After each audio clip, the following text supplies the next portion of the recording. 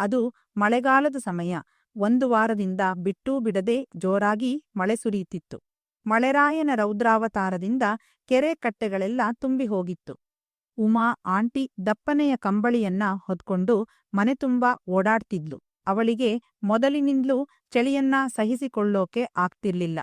ಅವಳು ಅಡುಗೆ ಮನೆಗೆ ಹೋಗಿ ಒಲೆ ಮೇಲೆ ಬಾಣಲೆ ಇಟ್ಟು ಅದಕ್ಕೆ ಎಣ್ಣೆ ಹಾಕಿ ಎಣ್ಣೆ ಕಾಯೋಕೆ ಇಡ್ತಾಳೆ. ನಂತರ ಕೊಯ್ದು ರೆಡಿ ಮಾಡಿದ್ದ ಮೆಣಸುಗಳನ್ನ ಕಡಲೆ ಹಿಟ್ಟಿಗೆ ಅದ್ದಿ ಎಣ್ಣೆಗೆ ಬಿಡ್ತಾಳೆ. ಬಿಸಿ ಬಿಸಿಯಾಗಿ ರೆಡಿಯಾದ ಬೋಂಡಗಳನ್ನ ಒಂದು ಬೌಲ್ಗೆ ಹಾಕಿ ಚಾವಡಿಗೆ ಬಂದು ಕೂತ್ಕೊಂಡು ಮಳೆಯನ್ನ ನೋಡ್ತಾ ಬೋಂಡ ತಿಂತಿರ್ತಾಳೆ. ಆಗ ಕಪ್ಪು ಕೊಡೆ ಹಿಡ್ಕೊಂಡು ಒಬ್ಬ ಹುಡುಗ ಬರ್ತಾನೆ. ಅವನೇ ರಾಜ. ರಾಜನಿಗೆ ಉಮಾ ಅಂದ್ರೆ ತುಂಬಾನೇ ಇಷ್ಟ. ಉಮಾಳ ಗಂಡ 2 ವರ್ಷದ ಹಿಂದೆ ಮುಂಬೈಗೆ ಹೋಗಿದ್ರು. ಮನೆಯಲ್ಲಿ ಅವಳನ್ನ ಬಿಟ್ರೆ ಬೇರೆ ಯಾರೂ ಇರಲ್ಲ. ಆಗ ಅವಳ ಬೇಸರ ಕಳೆಯಲು ರಾಜ ಅವಳ ಮನೆಗೆ ಬರ್ತಿದ್ದ. ಉಮಾಳಿಗೂ ಕೂಡ ರಾಜ ಅಂದ್ರೆ ತುಂಬಾನೇ ಪ್ರೀತಿ. ಅವನು ಕೊಡೆಯನ್ನ ಮಡ್ಚಿಟ್ಟು ಒಳ್ಗಡೆ ಬರ್ತಾನೆ. ಆಗ ಉಮಾ 2 ಬೋಂಡವನ್ನ ಅವನಿಗೆ ತಿನ್ನಲು ಕೊಡ್ತಾಳೆ. ಇಬ್ಬರೂ ಮಳೆಯನ್ನ ನೋಡ್ತಾ ಬಿಸಿ ಬಿಸಿ ಬೋಂಡವನ್ನ ತಿಂತಾರೆ. ನಂತರ ಅವರಿಬ್ಬರೂ ಅಡುಗೆ ಮನೆಗೆ ಹೋಗ್ತಾರೆ. ಅಲ್ಲಿ ಒಲೆಯಲ್ಲಿ ಆಗಷ್ಟೇ ಬೋಂಡ ಮಾಡಿರೋದ್ರಿಂದ ಕೆಂಡ ಇರುತ್ತೆ. ಅವರಿಬ್ಬರೂ ಆ ಒಲೆ ಮುಂದೆ ಕೂತ್ಕೊಂಡು ಚಳಿ ಕಾಯಿಸೋಕೆ ಶುರು ಮಾಡ್ತಾರೆ. ಆಗ ಅವರಿಬ್ಬರ ಭುಜ ಟಚ್ಚಾಗುತ್ತೆ. ಆದ್ರೂ ಕೂಡ ಇಬ್ಬರೂ ತೀರಾ ಹತ್ತಿರದಲ್ಲಿ ಕೂತ್ಕೋತಾರೆ.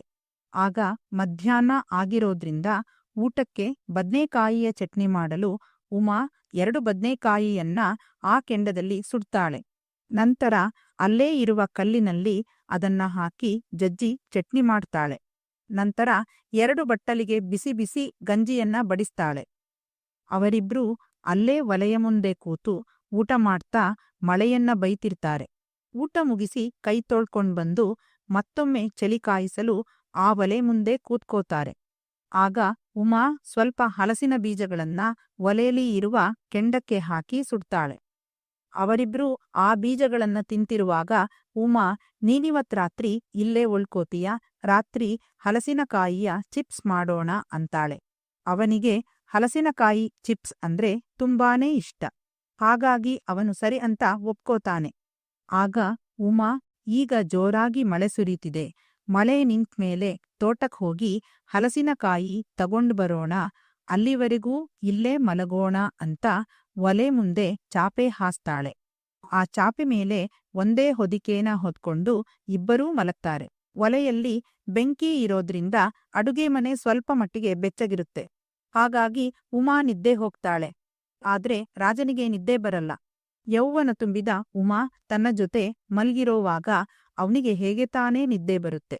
ಅವನು ಅವಳ ಎದೆಗಳನ್ನ ಗಮನಿಸ್ತಾನೆ.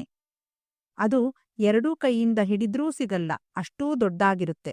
ಅದನ್ನ ನೋಡಿದ ಅವನಿಗೆ ಉಮಾಳಿಗೆ ಮಾಡ್ಬೇಕೆನಿಸುತ್ತೆ.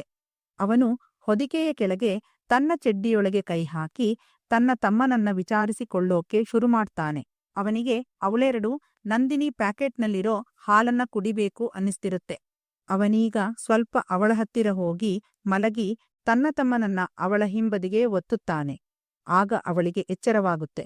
ಅದನ್ನು ನೋಡಿದ ಅವನು ಜೋರು ನಿದ್ದೆ ಬಂದಂತೆ ನಟಿಸ್ತಾನೆ. ಅವಳು ಎದ್ದು ನೋಡ್ದಾಗ ಮಳೆ ಸ್ವಲ್ಪ ಮಟ್ಟಿಗೆ ನಿಂತಿರುತ್ತೆ. ಆಗ ಅವಳು ರಾಜನನ್ನ ಏಳಿಸಿ, ಮಳೆ ನಿಂತಂತಿದೆ ಕಣೋ, ನಾವಿಬ್ರೂ ಈಗ್ಲೇ ತೋಟಕ್ ಹೋಗಿ ಹಲಸಿನಕಾಯಿ ತಗೊಂಡ್ ಬರೋಣ ಏಳು ಅಂತ ಹೇಳ್ತಾಳೆ. ಅವನು ಎದ್ದ ಕೂಡ್ಲೇ ಉಮಾ ಕಾಫಿ ಮಾಡಿ ಕೊಡ್ತಾಳೆ. ಇಬ್ಬರೂ ಕಾಫಿ ಕುಡಿದು ಕೈಯಲ್ಲಿ ಕೊಡೆಯನ್ನ ಹಿಡಿದು ತೋಟದ ಕಡೆ ಹೆಜ್ಜೆ ಹಾಕ್ತಾರೆ. ಆಗ ಮೋಡವನ್ನ ನೋಡಿದ ಉಮಾ ಅದು ಕಪ್ಪುಗಟ್ಟಿರೋದನ್ನ ನೋಡಿ, ಇನ್ನೊಂದು ಜೋರು ಮಳೆ ಬರುವಂತೆ ಕಾಣಿಸ್ತಿದೆ ಕಣೋ, ನಾವು ಬೇಗನೆ ಹಲಸಿನಕಾಯಿನ ಕಟ್ಕೊಂಡು ಮನೆ ಕಡೆ ಹೊರಡೋಣ ಅಂತ ಹೇಳ್ತಾಳೆ. ಅವ್ರಿಬ್ರೂ ಈಗ ಹಲಸಿನ ಮರದ ಹತ್ತಿರ ಬರ್ತಾರೆ. ಕತ್ತಿಯನ್ನ ಬಾಯಲ್ಲಿಟ್ಕೊಂಡ ರಾಜ ಮರಹತ್ತಿ ಎಳೆಯ ಹಲಸಿನಕಾಯಿಯನ್ನ ಕಡಿದು ಹಾಕ್ತಾನೆ. ನಂತರ ಇಬ್ಬರೂ ಒಂದೊಂದು ಹಲಸಿನಕಾಯಿಯನ್ನ ಹಿಡ್ಕೊಂಡು ಮನೆಗೆ ಹೋಗ್ಬೇಕೆಂದು ಬೇಗ ಬೇಗ ಹೆಜ್ಜೆ ಹಾಕ್ತಿರ್ತಾರೆ. ಆಗ ಉಮಾ ಕಾಲುಜಾರಿ ಗೆದ್ದೆಗೆ ಬೀಳ್ತಾಳೆ. ಅವಳು ಹಿಡ್ಕೊಂಡಿದ್ದ ಹಲಸಿನಕಾಯಿ ಕೂಡ ಗದ್ದೆಗೆ ಬೀಳುತ್ತೆ. ಅವಳ ಮೈಪೂರ್ತಿ ಕೆಸರಾಗಿ ಹೋಗುತ್ತೆ. ಆಗ ತನ್ನ ಕೈಯಲ್ಲಿದ್ದ ಹಲಸಿನಕಾಯಿ ಮತ್ತು ಕೊಡೆಯನ್ನ ಅಲ್ಲೇ ಅಂಚಿನ ಮೇಲಿಟ್ಟ ರಾಜ ಅವಳನ್ನ ಮೇಲಕ್ಕೆತ್ತಾನೆ. ಅವಳ ಕಣ್ಣಿಗೆಲ್ಲ ಕೆಸರು ಹೋಗಿ ಅವಳಿಗೆ ಸರಿಯಾಗಿ ಕಣ್ಣು ಕಾಣಿಸ್ತಿರಲ್ಲ. ಆಗ ಅವಳನ್ನ ತೋಡಿನ ಹತ್ತಿರ ಕರ್ಕೊಂಡ್ ಬಂದ ರಾಜ ಅಲ್ಲಿ ಹರೀತಿರೋ ನೀರಿಂದ ಅವಳ ಮುಖವನ್ನ ತೊಳಿತಾನೆ. ಅವಳ ಕಣ್ಣಿಗೆ ನೀರು ಬಿಟ್ಟು ಕೆಸರನ್ನೆಲ್ಲ ತೆಗೀತಾನೆ. ನಂತರ ನಿಮ್ಮ ಬಟ್ಟೆನ ಇಲ್ಲೇ ಕಳ್ಚಿ ತೆಗ್ದು ನೀರಲ್ಲಿ ವಾಶ್ ಮಾಡಿ, ಲೇಟಾದ್ರೆ ಕಲೆಗಳು ಹೋಗಲ್ಲ ಅಂತಾನೆ. ಆಗ ಅವಳು ಇಲ್ಬೇಡ, ಯಾರಾದ್ರೂ ನೋಡಿದ್ರೆ ಚೆನ್ನಾಗಿರಲ್ಲ ಅಂತಾಳೆ. ಆಗ ರಾಜ ಇಲ್ಲಿಗೆ ಯಾರೂ ಬರಲ್ಲ, ನಾನೇ ತಾನೇ ಇರೋದು, ಏನಾಗಲ್ಲ, ತೆಗ್ದು ವಾಶ್ ಮಾಡಿ ಅಂತ ಅವನೇ ಅವಳ ಸೀರೆ ಕಳಚಿ ಲಂಗದ ಜೊತೆಗೆ ಕಾಚವನ್ನ ಕೂಡ ಕಳಚಿ ಹಾಕ್ತಾನೆ. ಈಗ ಅವಳು ಯಾವುದೇ ಬಟ್ಟೆ ಇಲ್ದೆ ದಂಡೆ ಮೇಲೆ ನಿಂತಿರ್ತಾಳೆ. ನಂತರ ಅವಳನ್ನ ನೀರಿಗಿಳಿಸಿದ ರಾಜ ಅವಳ ಮೈನೆಲ್ಲ ನೀರ್ ಹಾಕಿ ತಿಕ್ಕಿ ತಿಕ್ಕಿ ತೊಳಿತಾನೆ. ಅವಳ ತುಂಬಿದ ಎದೆಗಳು, ಸೊಂಟದ ಕೆಳಗಿರೋ ಸೀಳು, ತುಟಿ ಮತ್ತೆ ಹಿಂದಿನ ಭಾಗ ಎಲ್ಲವನ್ನೂ ತೊಳಿತಾನೆ. ಅವನ ಕೈಸ್ಪರ್ಶ ಅವಳಿಗೆ ರೋಮಾಂಚನವನ್ನುಂಟು ಮಾಡ್ತಿರುತ್ತೆ. ಅವಳನ್ನು ಕೆಸರಿನಿಂದ ಎತ್ತುವಾಗ ಅವಳು ಅವನನ್ನ ತಬ್ಬಿದ್ರಿಂದ ರಾಜನ ಬಟ್ಟೆಗಳು ಕೂಡ ಕೊಳೆಯಾಗಿರುತ್ತೆ. ಹಾಗಾಗಿ ಅವನು ತನ್ನೆಲ್ಲಾ ಬಟ್ಟೆಯನ್ನ ತೆಗೆದು ವಾಶ್ ಮಾಡ್ತಾನೆ. ಈಗ ಇಬ್ಬರೂ ಆ ತೋಡಿನಲ್ಲಿ ಬಟ್ಟೆಯಿಲ್ದೇ ನಿಂತಿರ್ತಾರೆ. ಅವಳ ಕಣ್ಣುಗಳು ಅವನ ತಮ್ಮನ ಮೇಲೆ ಹೋಗುತ್ತೆ. ಹುಲ್ಲುಗಳ ನಡುವೆ ದಪ್ಪದಾಗಿ ಹುದುಗಿಕೊಂಡಿರುವ ಗೂಟ ಅದಾಗಿರುತ್ತೆ. ಅವಳ ಮನಸ್ಸಿನಲ್ಲಿ ಹೇಳಲಾಗದ ಭಾವನೆಗಳು ಮೂಡೋಕೆ ಶುರುವಾಗುತ್ತೆ. ಅವರಿಬ್ಬರೂ ಒಬ್ಬರನ್ನೊಬ್ಬರ ಮೈತಿಕ್ಕಿ ಸ್ನಾನ ಮಾಡಿಸ್ತಾರೆ. ಅಷ್ಟ್ರಲ್ಲಿ ವಾಶ್ ಮಾಡಿಟ್ಟಿರೋ ಅವರಿಬ್ಬರ ಬಟ್ಟೆ ನೀರಿನಲ್ಲಿ ಕೊಚ್ಚಿ ಹೋಗುತ್ತೆ. ನೀರು ತುಂಬಾರ ಬಸದಲ್ಲಿ ಹರಿತಿರೋದ್ರಿಂದ ಅವರಿಗೆ ತಮ್ಮ ಬಟ್ಟೆನ ಕಾಪಾಡಿಕೊಳ್ಳೋಕಾಗಲ್ಲ. ಆಗ ಇಬ್ಬರೂ ಒಬ್ಬರನ್ನೊಬ್ಬರ ಮುಖಾನ ನೋಡ್ಕೋತಾರೆ.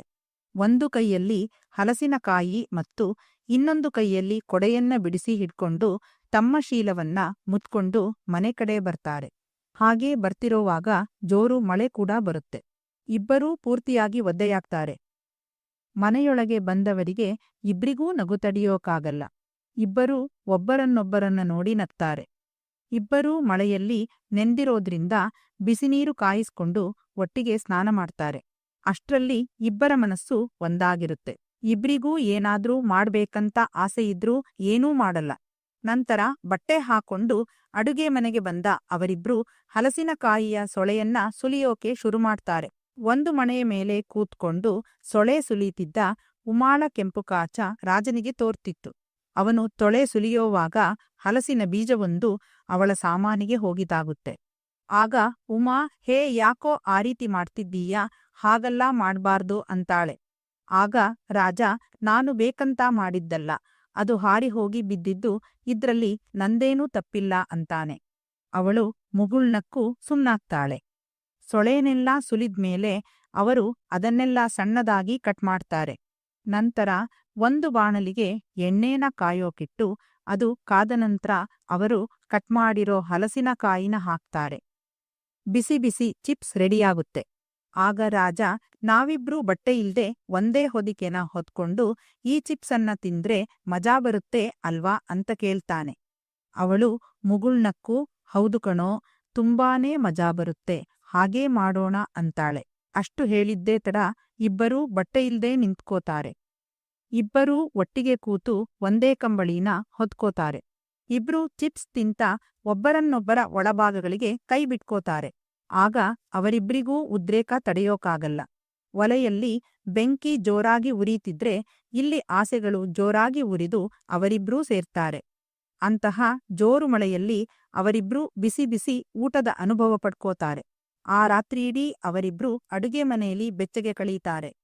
ಒಂದು ವಾರದಿಂದ ಮಳೆ ಬಿಟ್ಟೂ ಬಿಡದೆ ಸುರೀತಿತ್ತು. ಹಾಗೇ ಅವರು ವಾರಪೂರ್ತಿ ಬಟ್ಟೆಯನ್ನ ಮರೆತೇ ಬಿಟ್ಟಿದ್ರು. ಉಮಾ ತನ್ನೆರಡು ಹಣ್ಣುಗಳನ್ನ ಅಲ್ಲಾಡ್ಸ್ಕೊಂಡು ನಡೀತಿದ್ರೆ ರಾಜ ತನ್ನ ತಮ್ಮನನ್ನ ಅಲ್ಲಾಡ್ಸ್ಕೊಂಡು ನಡೀತಿದ್ದ. ಆಸೆಯಾಗ್ತಿದ್ದಂತೆ ಅವರಿಬ್ರೂ ಮತ್ತೆ ಮತ್ತೆ ಸೇರ್ತಿದ್ರು. ರಾಜ ಒಂದು ವಾರ ಪೂರ್ತಿ ತನ್ನ ಮನೆಯನ್ನೇ ಮರೆತುಬಿಟ್ಟಿದ್ದ. ಬರೋಬ್ಬರಿ ಒಂದು ವಾರದ ನಂತರ ಮಳೆ ಸ್ವಲ್ಪ ಮಟ್ಟಿಗೆ ನಿಲ್ಲುತ್ತದೆ. ಮೋಡದಾಚೆ ಮರೆಯಾಗಿದ್ದ ಸೂರ್ಯನು ತನ್ನ ಬೆಳಕನ್ನ ಪಸರಿಸೋಕೆ ಶುರು ಮಾಡ್ತಾನೆ. ಅದನ್ನ ನೋಡಿದ ಉಮಾ ಮತ್ತು ರಾಜ ಒಟ್ಟಿಗೆ ಸೇರಿ ಬಟ್ಟೆ ಒಗೀತಾರೆ. ಅವನು ಉಮಾಳಿಗೆ ಬಟ್ಟೆಯೊಗಿಯೋಕೆ ಸಹಾಯ ಮಾಡ್ತಿರೋದನ್ನ ನೋಡಿ ಅವಳಿಗೆ ತುಂಬಾನೇ ಖುಷಿಯಾಗುತ್ತೆ. ಬಟ್ಟೆಯೆಲ್ಲಾ ಒಗೆದಾದ್ಮೇಲೆ ಇಬ್ಬರೂ ಒಟ್ಟಿಗೆ ಸೇರಿ ಆ ಬಟ್ಟೆಯೆಲ್ಲವನ್ನ ಹಿಂಡಿ ಹಗ್ಗದ್ಮೇಲೆ ನೇತ್ಹಾಕ್ತಾರೆ. ಮಳೆ ನಿಂತಿರೋದ್ರಿಂದ ಪ್ರಾಣಿ ಪಕ್ಷಿಗಳೆಲ್ಲ ತುಂಬಾನೇ ಖುಷಿಯಾಗಿರ್ತಾವೆ. ದೂರದ ಕಾಡಿನಿಂದ ನವಿಲುಗಳು ಕೂಗ್ತಿರೋ ಶಬ್ದ ಕೇಳಿಸುತ್ತೆ. ಮನೆಯಲ್ಲಿರೋ ಬೆಕ್ಕುಗಳು ಹೊರಗೆ ಸುಸ್ತಿರೋ ಬೆಳಕಿಗೆ ಮೈಯೊಡ್ಡಿ ಮಲಗಿರ್ತವೆ. ಅಂತಹ ಧಾರಾಕಾರವಾಗಿ ಸುರಿಮಳೆಯಿಂದ ಬೇಸತ್ ಹೋಗಿದ್ದ ಜನ ನಿಟ್ಟುಸಿರು ಬಿಡುವಂತಾಗಿತ್ತು. ಅವರಿಬ್ರೂ ಬಟ್ಟೆ ಒಣಗೋದ್ರೊಳಗೆ ಮಳೆ ಬರ್ಬಾರ್ದಂತ ದೇವರಲ್ಲಿ ಬೇಡ್ಕೋತಾರೆ. ಅವರು ಬೇಡ್ಕೊಂಡ್ ಹಾಗೆ ಬಟ್ಟೆ ಒಣಗೋದ್ರೊಳಗೆ ಯಾವ ಮಳೇನೂ ಬರಲ್ಲ. ನಂತರ ಒಣಗಿದ ಬಟ್ಟೆಯನ್ನೆಲ್ಲ ಒಳಗೆ ತಗೊಂಡ್ ಬಂದು ಕಬೋರ್ಡ್ನಲ್ಲಿ ಅದನ್ನ ಚೆನ್ನಾಗಿ ಜೋಡಿಸ್ತಾರೆ. ಆಗ ರಾಜ, ನಾನು ಮನೆಗೆ ಹೋಗ್ಬರ್ತೀನಿ, ತುಂಬಾ ದಿನ ಆಯ್ತು ಅಂತ ಮನೆ ಕಡೆಗೆ ಹೊರಡ್ತಾನೆ. ಉಮಾ ಅವನ್ ಹತ್ರ ಬೇಗ ಬಾ ಅಂತ ಹೇಳಿ ಕಳಿಸ್ತಾಳೆ. ಅವನು ಸರಿ ಅಂತ ಹೇಳಿ ನಗುಮುಖದಿಂದಲೇ ಮನೆಗೆ ಹೊರಡ್ತಾನೆ.